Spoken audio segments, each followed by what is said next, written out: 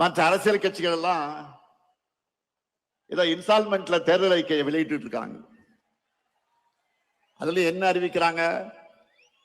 நம்முடைய திராவிட மாடல் சார்பில் நாம் நிறைவேற்றி கொண்டிருக்கக்கூடிய திட்டங்களை டாப் அப் பண்ணி அப்படியே காப்பி எடுத்து அறிவிக்கிறாங்க. அவ்வளவுதான். ஏன்னா அவங்களுக்கும் வேற வழி இல்லை. நம்ம ஆட்சியில நிறைவேற்றிருக்கக்கூடிய திட்டங்களை இனி யாராலும் மாற்ற முடியாது, எவராலும் நிறுத்த முடியாது. யோசிச்சு பாருங்க, நாம வழங்குகிற மகளிர் உரிமை தொகைய யாராலும் நிறுத்த முடியுமா? முடியவே முடியாது. அப்படி அவங்க நினைச்சால அவங்க வீட்டு பெண்களை அவங்களுக்கு கட்சிக்கு ஓட்டு போட மாட்டாங்க, வீட்டை விட்டு வெளில அனுப்பிச்சிடுவாங்க. அதனாலதான் இப்ப அதிகப்படுத்தி அறிவிக்கிறாங்க. அடுத்து பள்ளி குழந்தைகளுக்கான காலை உணவு திட்டத்தை யாராவது கை வைக்க முடியுமா?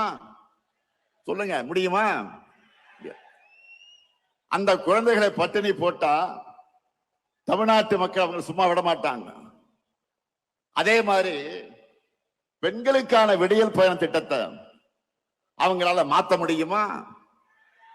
முடியாது. இன்னும் இருக்கு. உயர்கல்விக்கு உறுதுணையா இருக்கிற புதுமை பெண் திட்டம், தமிழ் புதல்வன் திட்டம், நான் முதல்வன் திட்டம், இதையெல்லாம் தடுக்கவோ நிறுத்தவோ எந்த கட்சியாவது யோசிக்க முடியுமா? முடியாது. அது மட்டுமல்ல, முதியவர்களுக்கு வீடு தேடி ரேஷன் தரக்கூடிய தாயுமானவர் திட்டம், வீடு தேடி மருத்துவம் தரக்கூடிய மக்களை தேடி மருத்துவம் திட்டம், இதையெல்லாம் தொடர மாட்டோம் எந்த கட்சியாவது வாய் திறக்க முடியுமா? முடியுமா? சொல்லுங்க. இப்படி எவராலும் மாற்ற முடியாத திட்டங்கள் தான் இந்த முத்துவேல் கருணாநிதி ஸ்டாலினுடைய திட்டங்கள்.